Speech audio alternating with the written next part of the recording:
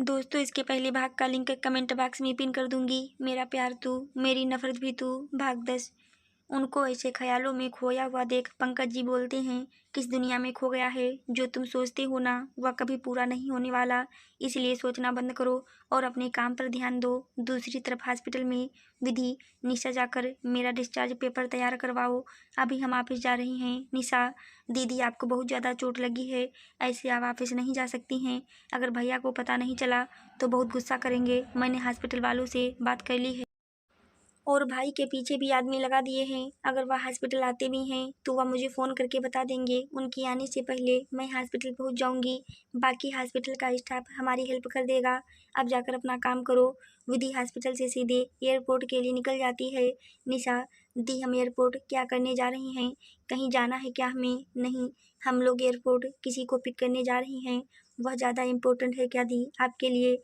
विधि, हाँ, हमारी नई फिल्म का हीरो है वह और एक दोस्त, दोनों को लेने जा रही हूँ। निशा, वो थोड़ी देर में उनकी गाड़ी एयरपोर्ट के सामने होती है। जैसे ही विधि कार से उतरती है तभी कोई पीछे से आकर उसकी आंखें बंद कर देता है।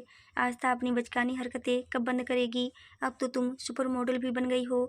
आस्था, तेरे साथ दोस्ती रहूंगी चाहे मैं कुछ भी बन जाऊं। इसलिए यह हरकतें कभी बंद नहीं होने वाली हैं। और विधि के चिक्स पर किस कर देती है। विधि अपनी गालों को साफ करती है। यह देखकर आस्था दोबारा वहां पर किस कर देती है। अगर तूने पूछा तो फिर करूंगी। विधि कुछ नहीं बोलती और अपनी हाथ नीचे कर लेती है। निशा, जो कब से उन दोनों को देख रही थी, आगे आकर आस्था के सामने खड़ी हो जाती है और आस्था को टच करते हुए बोलती है, आप सच में आस्था त्यागी हो? मुझे तो विश्वास ही नहीं हो रहा है।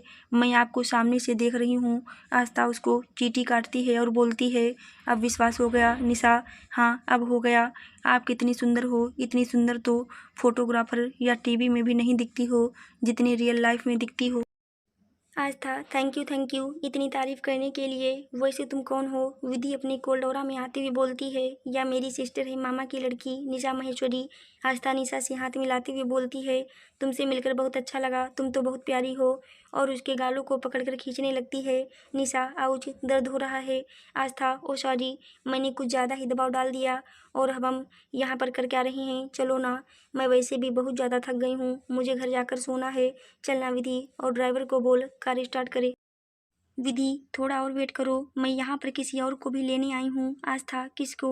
थोड़ी देर में पता चल जाएगा, देखती जाओ। तभी सामने से चलकर आता हुआ एक हैंडसम लड़का दिखाई देता है। उसको देखकर जहाँ निशा बहुत खुश होती है, आस्था को बहुत ज़्यादा डर लगने लगता है। आस्था, अब तुम यह मत बोलना कि तू उस लड़के के लिए आई है जो सामने से चलकर आ रहा है। विधि, बिल्कुल तुमने सही बोला, मैं उसी के लिए आई हूँ। वह हमारे फिल्म का हीरो है, बहुत मेहनत की है उसको यहाँ पर लाने के लिए। आस्था अपने मन में बोलती है, क्या ज़रूरत थी तुझे किसी अजनबी से पंगे लेने की? अगर विधि को पता चल गया कि मैंने उसके साथ क्या किया, उसको क्या बोला और बेवकूफ़ बनाकर फ़ोन भी ले लिया, या तो पक्का मुझे मार डालेगी। हे भगवान, बचा लो मुझे। और वह जाकर निशा के पीछे छुपने की कोशिश करने लगती है। निशा विधि का हाथ पकड़ के बोलती है, दी, आपने सच में समर्थ को साइन किया है अपने नई फिल्म के लिए? विधि, हाँ, मैंने सुना है, यह बहुत ज़्यादा पॉपुलर थे इंडिया में, यूएस में भी, इसलिए मैंने इसे लिया उस फिल्म में। तब तक समर्थ और उसका मैनेजर दोनों चलकर विधि के पास पहुंच जाते हैं। समर्थ अपना हाथ आगे बढ़ाते हुए बोलता है, हेलो मैम, मैं समर्थ, आपसे मिलकर खुशी हुई मुझे। वैसे मुझे नहीं लगा था इतनी यंग गर्ल मेरी बॉस होगी। विधि भी एक स्माइल के साथ उसको हाय बोलती है और उसके मैनेजर से बात करती है। विधि, फिर हम सबको चलना चाहिए और कॉन्ट्रैक्ट पेपर पर साइन कर लेना चाहिए आज ही। समर्थ सही बोल रही हैं, जितना जल्दी काम हो जाए उतना ज़्यादा अच्छा होगा। तभी उसकी नज़र निशा के पीछे छुपी हुई आस्था पर पड़ती है। समर्थ, वो कौन है उनके पीछे? विधि, आस्था सामने आओ। फिर विधि एक एक करके सबसे सबको मिलवाती है। ये मेरी सेक्रेटरी निशा माहेश्वरी और यह मेरी कंपनी की मॉडल है आस्था त्यागी। समर्थ गुस्से से आस्था को देखता है और बोलता है, इस जैसी लड़की को आपको पता भी है कितना झूठ बोलती है और लोगों को बेवकूफ़ बनाती है अपनी बातों से। मॉडल नहीं, बंदरिया है बंदरिया। आस्था, अपनी बकवास बंद करो, गलती तुम्हारी थी, तुमने धोखा दिया और बिना सारी बोले आगे जा रहे थे। बस मैंने जो भी बोला है सब बदले के लिए था। विधि, पहले तुम दोनों बताओगे हुआ क्या था? तब समर्थ का मैनेजर आगे आकर सारी बातें विधि को बताता है। विधि, गलती आप दोनों की थी और आप दोनों को एक दूसरे को सारी बोलना चाहिए और इस बात को यहीं पर ख़त्म करो। आस्था, मैं तो इस गधे को कभी सारी ना बोलूँ। सच में यह एक छुछुंदर है, एक बात अपने तक नहीं रख सकता है। पागल गधा कहीं का। विधि, जस्ट शट। आस्था, जल्दी से उसे सारी बोलो। आस्था अपना मुँह बनाते हुए बोलती है, सच में दोस्त नहीं है क्या विधि? निशा, अभी आपकी दोस्त नहीं है, आपकी बॉस हैं। अभी इनका ऑर्डर मान लीजिए, नहीं तो पता नहीं और कितना गुस्सा करेंगी। आस्था लाचारी से एक नज़र विधि को देखती है और अपना सिर झुकाकर समर्थ को सारी बोल देती है। समर्थ, ओके, इस बार माफ़ किया, अगली बार से ध्यान रखना, ऐसे किसी को बेवकूफ़ नहीं बनाते। वो तो अच्छा हुआ कि अच्छे टाइम पर मैंने गूगल करके देख लिया था कि छुछुंदर का मतलब क्या होता है। अगर मैंने वह वर्ड मीडिया वालों के सामने बोल दिया होता, आज नुकसान तुम्हारी दोस्त का भी हो सकता था, क्योंकि मैं उनके कंपनी का एक्टर हूँ। अब मैं जो भी करूँगा उसका फ़ायदा या नुकसान तुम्हारी दोस्त को ही होगा, इसलिए किसी को कुछ भी बोलने से पहले ध्यान रखा करो। तुम्हारा ज्ञान देना हो गया हो तो चलें, मुझे लेट हो रहा है। और जाकर कार में बैठ जाती है विधि। उसकी बात का बुरा मत मानना समर्थ, बस हम करता है और वापिस चुपचाप जाकर बैठ जाता है। आधे घंटे बाद जब वापिस पहुँचते हैं, विधि निशा से कहकर समर्थ का कॉन्ट्रैक्ट पेपर मंगवाती है। विधि, एक बार तुम पढ़ लो और अपना सरनेम बता दो ताकि हम इसे पूरी तरह कंप्लीट कर सकें। समर्थ, क्यों आपका मेरा नाम नहीं पता? विधि, नाम पता है पर सरनेम नहीं पता है। सरनेम तो कम से कम मुझे तो पता होना चाहिए ना। समर्थ, मेरा कोई सरनेम नहीं है, इनफैक्ट मुझे अपने सरनेम से नफरत है। मुझे तो यह सोचकर ही खुद से नफरत है कि मैं उस खानदान में पैदा ही क्यों हुआ। आप मेरा नेम यूज कर सकती हैं और मैं नेम से फेमस हुआ हूँ, ना कि अपने सरनेम की वजह से। विधि, ठीक है, कोई बात नहीं, आप अपना इस पेपर पर सिग्नेचर कर दो। समर्थ साइन करके वह पेपर विधि को दे देता है। अब क्या मुझे मेरे अपार्टमेंट की चाबियां मिल सकती हैं, क्योंकि मैं आराम करना चाहता हूँ। विधि, सॉरी बट आज आपको अपने घर जाना होगा। मैंने तुम्हारी कोई अच्छी जगह नहीं देखी है और जो कंपनी की तरफ से अपार्टमेंट दी गई है वह आर्टिस्ट इंडस्ट्री में जब भी किए हैं वह उनके सबके लिए हैं, तुम्हारे जैसे फेमस लोगों के लिए। अभी मैंने कुछ सोचा नहीं है, इसलिए तुम कुछ दिनों के लिए अपने घर चले जाओ। बाकी मैं देख कर तुम्हें बताती हूँ। समर्थ, कोई बात नहीं, मैं कुछ दिन होटल में रह लूँगा क्योंकि मेरा यहाँ पर कोई घर नहीं है। आस्था, तुम तो बोल रहे थे कि तुम इंडिया से हो, तुम्हारा घर कहाँ गया? पहले मेरा घर हुआ करता था बट अब नहीं है। अब मैं चलता हूँ। विधि, रुक जाओ। तो समर्थ अपनी जगह पर रुक जाता है। विधि, तुम्हारे लिए इतना ज़्यादा कंफर्टेबल नहीं होगा। ऐसा करो, तुम मेरे साथ मेरे घर चलो, जब तक तुम्हारे रहने के लिए मैं कोई अच्छी जगह नहीं देख लेती। तुम मेरे साथ चल सकते हो समर्थ, पर मैं आपके साथ रहूँगा तो लोग कुछ गलत मतलब निकालेंगे। विधि, टेंशन मत लो, वहाँ पर मेरे दोस्त ही रहते हैं मेरे साथ। समर्थ उनकी बातें सुनकर बहुत ज़्यादा खुश हो जाता है। थैंक यू सो मच, आप सच में बहुत अच्छी बॉस हो। निशा, आज पहली बार मिले हैं ना, इसलिए लग रहा है। मतलब आस्था, चलो सब धीरे धीरे सब मतलब समझ में आ जाएगा। विधि, एक और बात, तुम्हें वहाँ पर अपनी आँख और कान बंद करके रखना होगा। वहाँ पर जो कुछ भी तुम क्या देखोगे क्या सुनोगे वह सब बाहर आकर किसी को कुछ नहीं बोल सकते हो, नहीं तो मैं तुम्हारे साथ क्या करूँगी मुझे खुद नहीं पता। समर्थ, अरे बॉस आप टेंशन मत लो, सबके सीक्रेट होते हैं, मेरे भी हैं, आप मेरे सीक्रेट को छुपा के रखना और मैं आपके। विधि, गुड, मैंने ड्राइवर को बोल दिया, वह तुम सबको घर छोड़ आएगा। उसके बाद विधि मीटिंग रूम में चली जाती है। मीटिंग रूम में आज विधि की फिल्म में इन्वेस्ट करने वाले इन्वेस्टर के साथ मीटिंग थी, जहां पर आनंद मित्तल भी आए थे और इन्वेस्टर्स के साथ। विधि के रूम में घुसते ही दो लोगों की नज़र बस विधि पर ही होती है, एक तो आनंद मित्तल और दूसरा रुद्र। विधि अपनी जगह जाकर बैठ जाती है। तभी निशा उसके कान में कुछ कहती है तो विधि अपनी जगह से उठकर आनंद मित्तल से हाथ मिला के बोलती है, थैंक यू सो मच हमारी फिल्म में इन्वेस्ट करने के लिए। फिर सब अपनी अपनी जगह पर बैठ जाते हैं। 2 घंटे तक वह मीटिंग चलती है, फिर सब एक एक करके चले जाते हैं। वहाँ पर अब विधि, रुद्र और आनंद मित्तल जी ही बचे थे। विधि अपना सर नीचे करके डॉक्यूमेंट पढ़ रही थी। आनंद जी उसे बड़े प्यार से देख रहे थे। विधि आनंद जी से, कोई आपके क्वेश्चन हैं या कोई और काम तो आप मुझे बता सकते हैं। आनंद जी, नहीं कोई क्वेश्चन नहीं है, निशा आप जा सकते हैं। आनंद जी, क्या मैं मिस मित्तल से कुछ पूछ सकता हूँ? विधि जैसे ही उनकी आंखों में देखती है, आनंद जी एकदम से हड़बड़ा जाते हैं और बोलते हैं, कितने बजट का यह फिल्म बन रहा है? विधि, आपको यही पूछना था। हाँ, 200 करोड़ की, और कुछ जानना है फिल्म के बारे में? तो आपको फिल्म ओपनिंग के दिन तक का वेट करना पड़ेगा। 2-3 दिन और रुक जाइए। आनंद जी बोलना तो बहुत कुछ चाहते थे, पर वह विधि की आंखों को देखकर इतना ज़्यादा डर गए कि कुछ और ही पूछ लिए। उसके बाद वह भी वहाँ से जाने लगते हैं, फिर बीच में रुक जाते हैं और रुद्र को बोलते हैं, मिस्टर राठौर, आपको भी चलना चाहिए। सब चले गए हैं। रुद्र जैसे ही अपनी जगह से उठता है, विधि, नहीं आप अभी रुकें, मुझे आपसे कुछ प्राइवेट बात करनी है। और मिस्टर मित्तल, आप जा सकते हैं। आनंद जी अपने मन में बोलते हैं, मेरी बेटी इससे अकेले में क्या बात करना चाहती है? कहीं दोनों के बीच कुछ चल तो नहीं रहा? इसलिए कहीं उस दिन रुद्र मुझे बताने आया था उसके बारे में। फिर खुद को डांट लगाते हुए बोलते हैं, अरे मैया, क्या फालतू की बातें सोच रहा हूँ। मेरी बेटी इससे कभी प्यार नहीं करेगी। तभी उनके पीछे निशा भी आती है। उसको आता देख आनंद जी ऐसी क्या बात करेंगे जो अपनी सेक्रेटरी को भी बाहर निकाल दिया। कहीं वो मेरी बेटी को अपने जाल में फंसा ले। हे भगवान, मेरी बेटी की रक्षा करना उससे। मैं उस चालाक आदमी को अपनी बेटी तो कभी नहीं दूंगा। मीटिंग रूम के अंदर रुद्र अंदर ही अंदर बहुत ज़्यादा खुश होता है, क्योंकि आज पहली बार उससे विधि ने खुद से आगे होकर उससे बात की थी। तभी उसके कानों में विधि की आवाज़ आती है। विधि अपनी फ़ोन का गैलरी ओपन करके रुद्र के आगे रखकर एक फ़ोटो को देखने के लिए बोल रही होती है। रुद्र उस फोटो को देखकर विधि से बोलता है, तुम चाहती हो कि मैं तुम्हें इस तरह से किस करूँ? विधि, क्या बकवास कर रहे हो? मैं तुम्हें बस फोटो देखने के लिए बोल रही हूँ रुद्र, पर तुम मुझे ऐसे एस्टीमेट फोटो क्यों दिखा रही हो? उसका मतलब तो यही हुआ कि तुम भी वही चाहती हो जो एक फोटो में दिख रहा है। विधि उसकी बातें सुनकर गुस्से में आ जाती है और टेबल पर अपने दोनों हाथ मारते हुए बोलती है, अपने इस डर्टी माइंड को अपने पास रखो और दफ़ा हो जाए यहाँ से।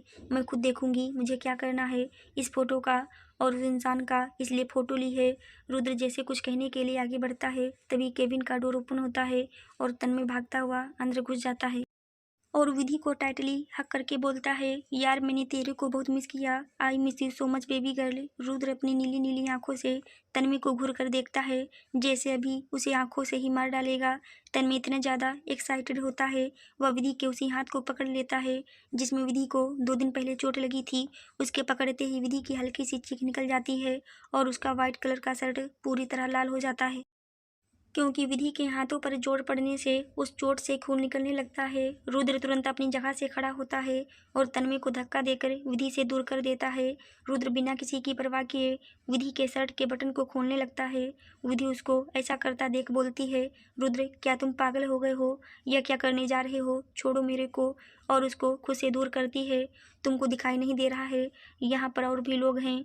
तन्मय, जो विधि के चीखने से और उसके खून को देखकर सदमे में था, वह रुद्र के धक्का देने पर होश में आता है और विधि और रुद्र को इतना पास देखकर और ऐसे बातें करता हुआ देख उसे अजीब सी बेचैनी होने लगती है और वह जाकर दोनों के बीच में खड़ा हो जाता है। विधि, क्या हुआ तुझे? और यह खून कैसा है? तुझे कहीं चोट लगी है क्या और कैसे लगी है? विधि अपने दर्द को बर्दाश्त करते हुए बोलती है, तुम दोनों जाओ यहाँ से। रुद्र और तन्मय, बिल्कुल नहीं। दोनों एक साथ बोलते हैं, एक दूसरे का मुँह देखने लगते हैं। तन्मय, मिस्टर राठौर, मेरे हिसाब से आपको यहाँ से चले जाना चाहिए। मैं अपने दोस्त को देख लूँगा। रुद्र, मिस्टर सिंघानिया, यह बात तो मैं भी आपसे कह सकता हूँ कि आप यहाँ से जाइए। मुझे चोट की ड्रेसिंग करनी है। आपको दिखाई नहीं दे रहा उसे कितना दर्द हो रहा है और ब्लीडिंग हो रही है। अब तुम यहाँ से जा सकते हो।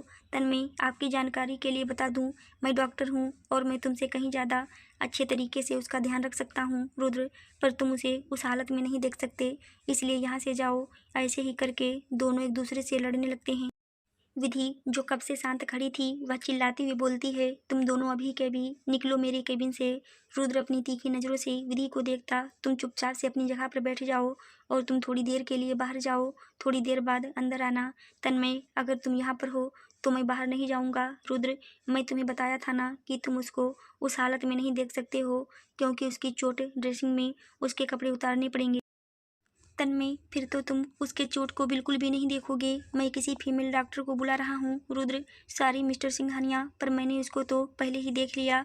आप चाहें तो विधि से पूछ सकते हैं। तन्मय जैसे ही अपना सर विधि की तरफ घुमाता है, वहाँ पर उन दोनों को विधि नहीं दिखती है। तन्मय, अब यह कहाँ गई?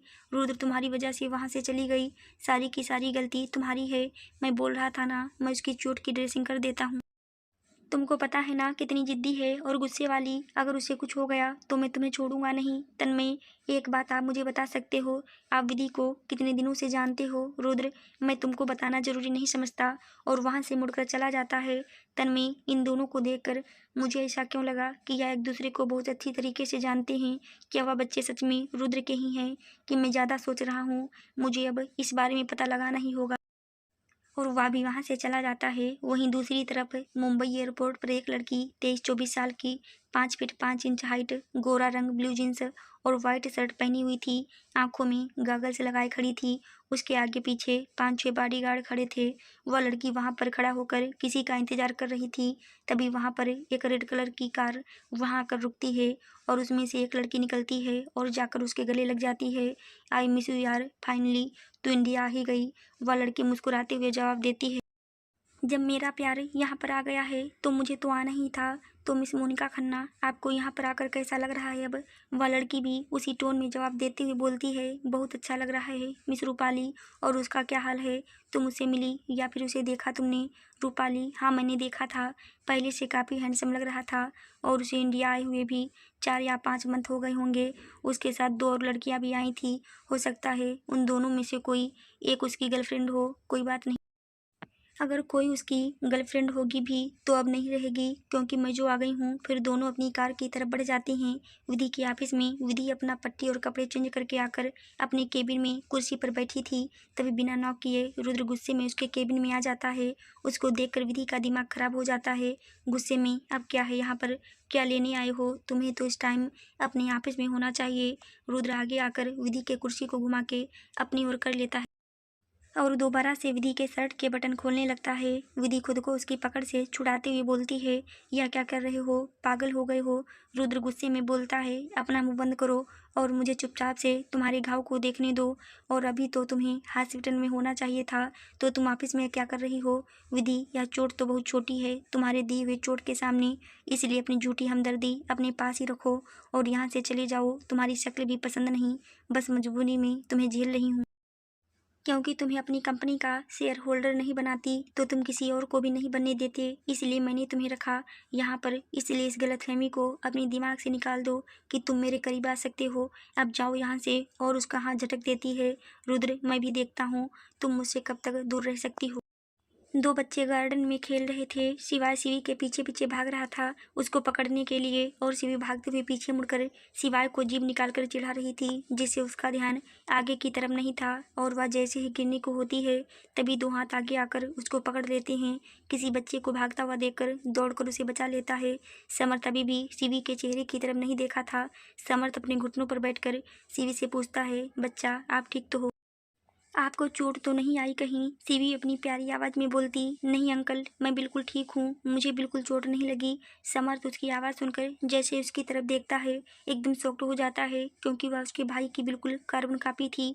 तभी उसके कान में एक और छोटे बच्चे की आवाज़ पड़ती है जो बोल रहा था, थैंक यू अंकल, मेरी बहन को बचाने के लिए। समर्थ जैसे ही उस तरफ देखता है और ज़्यादा चौंक जाता है, क्योंकि वह हूबहू उसके भाई रुद्र की तरह था। यहाँ तक कि उसके चेहरे के एक्सप्रेशन भी उसी से मिल रहे थे।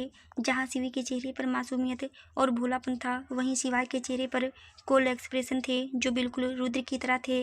समर्थ उन दोनों को देखकर इतना ज़्यादा हैरान हो जाता है कि वह वहीं पर बेहोश होकर गिर जाता है। शिवी अपने भाई की तरफ देखकर बोलती है, ब्रो, इनको क्या हो गया है? अंकल ऐसे बेहोश क्यों हो गए? आस्था वहीं पर खड़ी होकर देख रही थी। वह बोलती है, आज तक लोग तुम लोग को लवली क्यूट स्वीट कम्प्लीमेंट देते थे और यह तुम लोग को देखकर इस तरह बेहोश हुआ है जैसे कोई भूत को देख लिया हो। यह बोलकर आस्था हंसने लगती है। शिवी उन दोनों को घूरते हुए बोलती है, यहाँ पर अंकल बेहोश होकर गिरे पड़े हैं और आप दोनों खड़े होकर तमाशा देख रहे हो। आस्था अपनी उंगली शिवाय की तरफ पॉइंट करते हुए बोलती है, जरूर किसी ने कुछ किया होगा तभी वह इस तरह बेहोश हो गया। शिवाय, मासी, मैं तो उनसे काफ़ी दूर था। जब मैं उनके पास आकर खड़ा हुआ तब वह मुझे देखकर बेहोश हो गए। अब इसमें गलती मेरी क्या है? क्या पता कुछ तूने उसके साथ कर दिया हो, कहीं पर मार दिया हो। शिवी, अब आप दोनों लड़ना बंद करो, नहीं तो मैं मम्मा से कंप्लेंट कर दूंगी आप दोनों की। उसकी बातें सुनकर दोनों चुप हो जाते हैं। फिर आस्था आवाज़ देकर काकी से पानी मांग लाती है और वह समर्थ के चेहरे पर छिड़कती है। तब जाकर समर्थ को होश आता है और वह एक बार उन दोनों को अपने सामने देखकर क्या सोचता है, आज तक मैं अपने भाई को नहीं समझ पाई। यहाँ पर तो उसके जैसे दो दो हैं, हे भगवान मुझे कौन बचाएगा। यह सोचते हुए वह जोर से चिल्लाता, नहीं ऐसा नहीं हो सकता। सिवाय अजीब तरह से समर्थ को देखता है और आस्था की तरफ देखकर बोलता है, क्या मासी आप कभी भी किसी पागल को घर उठा करके चले आते हो। आस्था अपनी तीखी नज़र से उसे देखकर बोलती है, यह तुम्हारी मम्मी की ख्वाहिश है, उन्होंने इसको साइन किया है अपनी कंपनी में। अब बोलो क्या बोलती हो तुम। सिवाय फिर हो सकता है कुछ अंकल को हेल्थ प्रॉब्लम हो, इसलिए शायद बेहोश हो गए होंगे। आस्था वाह बेटी वाह, सही है तेरा भी। शिवी बहुत ही प्यार से समर्थ के गालों पर अपना हाथ रखकर बोलती है, अंकल आप ठीक तो हो, आपको हो क्या गया था। समर्थ उसको तुरंत अपने गले से लगा लेता है और बोलता है, हाँ बेटा मैं बिल्कुल ठीक हूँ, बस मुझे एक हक चाहिए था। उसकी बातें सुनकर शिवी बहुत ही मासूमियत से बोलती है, क्या अंकल आपको हक चाहिए था, तो मुझसे पहले बोलना चाहिए था ना, मैं आपको पहले ही दे देती, फिर आपको ऐसे गिरना तो नहीं पड़ता। समर्थ, अच्छा सारी बच्चा, गलती हो गई, दोबारा से ध्यान रखूंगा। शिवी गुड बॉय, आप बहुत अच्छे हो। समर्थ उसको गले लगाते हुए अपने मन में बोलता है, सच में भाई बहुत लकी हैं जो उनके पास इतने प्यारे प्यारे दो बच्चे हैं। चलो कोई तो है उनके पास उस मतलबी घर में। तभी वहाँ पर विधि आ जाती है। विधि, क्या हुआ, तुम सब मेन गेट पर क्या कर रहे हो। आस्था, यह तेरा जो आर्टिस्ट है ना, वह बेहोश होकर गिर गया है। विधि समर्थ की तरफ देखकर बोलती है, तुम ठीक हो, अगर तुम ठीक नहीं हो तो बोलो, मैं तुम्हें चेक कर लेती हूँ। समर्थ, नहीं मैम मैं ठीक हूँ, बस सुबह से कुछ खाया नहीं है इसलिए चक्कर आ गया था। विधि, ठीक है फिर अंदर चलो कुछ खा लो। समर्थ, वैसे इन दोनों बच्चों की माम कौन है। आस्था, तुम्हारी मैम ही इन दोनों की माम है। यह सुनकर समर्थ जितना ज़्यादा आश्चर्य होता है उतना ही ज़्यादा खुश होता है। इतनी समझदार लड़की उस भाई की पत्नी है। समर्थ बोलता है, वैसे आपकी शादी कब हुई, और उसके आगे कुछ बोलता तभी आस्था उसके मुंह पर हाथ रख देती है। विधि का ध्यान उस टाइम अपने दोनों बच्चों पर था, जिसकी वजह से वह समर्थ की कोई बात नहीं सुन पाती और दोनों के साथ अंदर चली जाती। उसके वहां से जाते ही समर्थ अपने मुंह से आस्था के हाथों को हटा देता है, घूरते हुए बोलता है, तुमने मुझे बोलने क्यों नहीं दिया। आस्था, तुमको तो मुझे थैंक यू बोलना चाहिए क्योंकि मैंने तुम्हें बेघर होने से बचाया है आज। समर्थ मतलब दीदी अनमेरिड हैं और उसके दोनों बच्चे उस इंसान के हैं जिससे अभी विधि बहुत ज़्यादा नफरत करती है। इसलिए इस बात का अच्छे से ध्यान रखना कि इस बारे में तुम गलती से भी किसी से कुछ बातें मत बोल दो घर में, और उन बच्चों के सामने उनके पापा के बारे में कोई बात मत करना क्योंकि उनको भी नहीं पता है अपने पापा के बारे में। समर्थ अपना सर बस हाँ में हिला देता है। फिर वह सोचने लगता है, भाई ने ऐसा क्या कर दिया कि विधि मैम उनसे इतना ज़्यादा नफरत करती हैं, और क्या भाई को अपने बच्चों के बारे में पता है। मुझे इन सब के बारे में पता करना होगा और सबसे पहले तो मुझे पता करना होगा कि भाई विधि के बारे में क्या सोचते हैं। आज सुबह से सब बहुत ज़्यादा बिजी थे क्योंकि आज की ओपनिंग पार्टी थी। विधि शिवाय और शिवी को उठाकर जल्दी जल्दी तैयार कराती है स्कूल जाने के लिए। दोनों को तैयार कर कर नीचे डाइनिंग हॉल में आ जाती है। विधि, शिवाय आज मम्मा घर आने में काफ़ी लेट हो जाएगी और घर के बाकी मेंबर पार्टी में जाएंगे, इसलिए घर पर आप काकी और शिवी ही रहेंगे, तो आपको अपनी बहन का ध्यान रखना पड़ेगा जब तक मैं नहीं आ जाती। शिवाय, ओके मम, मैं अच्छे से ध्यान रखूँगा उसका। शिवी, मम्मा यह मेरा क्या ध्यान रखेगा, यह भी तो मेरे ही इतना छोटा है ना, तो मेरा ध्यान कैसे रख पाएगा। शिवाय, मम्मा कभी भी बाहर जाती है हमेशा मैं ही तेरा ध्यान रखता हूँ, तू आज क्यों नहीं रख सकता। शिवी, क्योंकि अब मैं बड़ी हो गई हूँ, पहले मैं छोटी थी इसलिए तू रख लेता था, लेकिन अब मैं बड़ी हो गई हूँ और मुझे भी पार्टी में जाना अपनी मम्मा के साथ। शिवाय, तू ही बोला मुझे पार्टी में जाना है, मुझे क्यों फंसा रही है कि मैं तेरा ध्यान नहीं रखता हूँ अच्छे से। विधि शिवी को अपनी गोद में उठा लेती है और प्यार से समझाते हुए बोलती है, बच्चा अभी मम्मा को ना बहुत सारा वहाँ पर जाकर काम करना है, इसलिए आपको मम्मा लेकर नहीं जा सकती वहाँ पर, आप भाई के साथ घर पर रहो, कल मैं तुमको घुमाने ले चलूँगी। अभी हम तीनों मिलकर बहुत सारी मस्ती करेंगे और गेम खेलेंगे। शिवी, पक्का वाला प्रॉमिस। प्रॉमिस मेरा बच्चा, और उसके माथे पर किस करती है। फिर ड्राइवर को बोल के उन दोनों को स्कूल भेज देती है और फिर वह अपने ऑफिस चली जाती है। ऐसे ही करते करते शाम हो जाती है।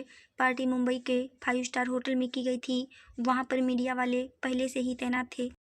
उस पार्टी में बहुत बड़े बड़े आर्टिस्ट और बिजनेसमैन आए हुए थे। विधि भी अपने आप ही से तैयार होकर 8 बजे पार्टी के लिए निकल जाती है। विधि जैसी पार्टी हॉल में पहुंचती है, रुद्र की नज़र जाकर उसी पर टिक जाती है। विधि ने आज एक 1 लाइन गाउन पहना हुआ था। उस गाउन में एक साइड कट जिसमें से विधि का एक टांग दिख रहा था। गाउन फिट होने के कारण विधि का पूरी बॉडी शेप निकल करके बाहर आ रहा था। रुद्र उसको देखने में इतना ज़्यादा खो गया था कि उसके आसपास क्या हो रहा है उसे पता ही नहीं था। विधि सीधे चलकर स्टेज पर खड़ी हो जाती है और अपने हाथ से माइक लेकर खड़ी हो जाती है। विधि, सो लेडीज एंड जेंटलमैन, मैं आप सबका इस पार्टी में वेलकम करती हूँ। इसके बाद कुछ फिल्म के बारे में बताती है और सबको पार्टी एंजॉय करने के लिए बोलकर नीचे उतर कर आ जाती है। तभी आनंद जी विधि के सामने जाकर खड़े हो जाते हैं और उसका हाथ पकड़ लेते हैं। यह देखकर विधि थोड़ा अनकंफर्टेबल हो जाती है। आनंद जी, आप बिल्कुल मेरी बेटी की तरह हैं। मैं जब भी आपको देखता हूँ ना, मुझे किसी की याद आ जाती है।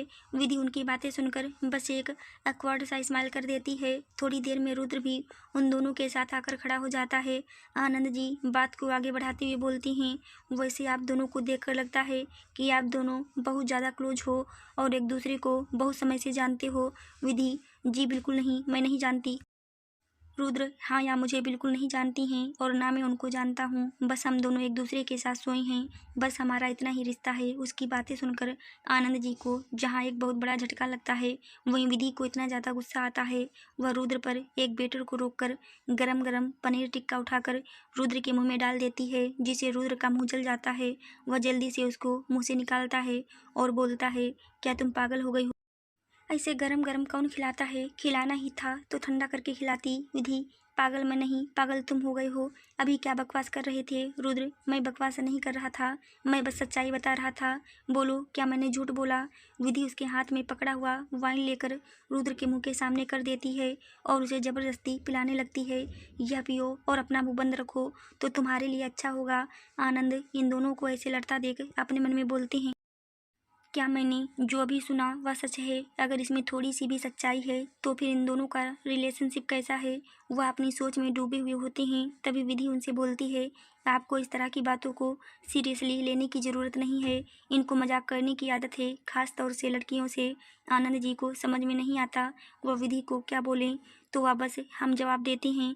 उसके बाद एक एक करके सारे सेलिब्रिटी पार्टी में आते हैं। तभी अचानक से रुद्र की नज़र एक इंसान पर जाकर टिक जाती है। रुद्र अपने असिस्टेंट मोहित को अपने पास बुलाता है और पूछता है, क्या वह समर्थ है? मोहित, जी सर, उनको इंडिया आए हुए 2 दिन हो गए हैं। मोहित की बात सुनकर रुद्र समर्थ की तरफ चला जाता है और उसका हाथ पकड़ के एक कोने में खींच लेता है। तुम यहाँ क्या कर रहे हो और किससे पूछकर यहाँ पर आए? और जब तुम यहाँ पर आ गए तो तुमको घर आना चाहिए था। समर्थ, कौन सा घर? आपको अच्छे से पता है मेरा घर से कोई नाता नहीं है और ना ही आपके सरनेम से। रुद्र, समर्थ, या कैसी बात करते हो? मैं जाके दादाजी और दादी को बता दूंगा कि तुम यहाँ पर आ गए हो, तब तो तुम घर पर आओगे ही। समर्थ, अगर आप ऐसा करेंगे तो मैं अभी आपका सीक्रेट घर पर बता दूंगा। मेरा कोई सीक्रेट नहीं है, तुम्हें अच्छे से पता होना चाहिए। समर्थ, विधि मित्तल, आप जानते हो इनको, या मेरी नई बॉस हैं और मैं इनके साथ इनके घर पर ही रहता हूँ। मैं सोच रहा था ये भी सिंगल हैं और इतनी खूबसूरत भी, तो क्यों ना मैं इनको अपनी गर्लफ्रेंड बना लूँ या फिर कोई और अच्छा सा लड़का देख लूँ उनके लिए। अरे देखने की क्या ज़रूरत है, एक इनका दोस्त है नातन में, बहुत अच्छा है। वह मुझसे बार बार आइडिया मांग रहा था कि वह विधि को अपनी गर्लफ्रेंड बना सके और उनसे शादी कर सके। मैं सोच रहा हूँ उसको कुछ अच्छे अच्छे ट्रिक दे दूँ। रुद्र, बस चुप हो जाओ, मैं तुम्हारे यहाँ आने के बारे में किसी को कुछ नहीं बताऊँगा। हाँ, लेकिन उसके बदले में तुम्हें मेरी मदद करनी होगी। समर्थ, कैसी मदद? तुम्हें मेरे लिए विधि से उस तन्मय को दूर रखना होगा। समर्थ, तो क्या आप सच में उनसे प्यार करते हो? रुद्र, हाँ करता हूँ। फिर वह आपसे इतनी नफरत क्यों करती हैं भाई? टाइम आने पर बता दूंगा, अभी जाओ। ओके भाई, फिर मैं चलता हूँ। वैसे भी आज की पार्टी मेरे लिए ही रखी गई है।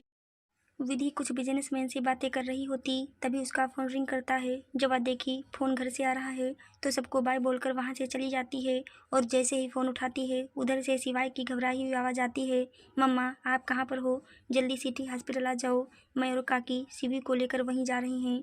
विधि तुरंत अपना फ़ोन रखती है और बिना किसी चीज़ की परवाह किए वहाँ से जल्दी से निकल जाती है।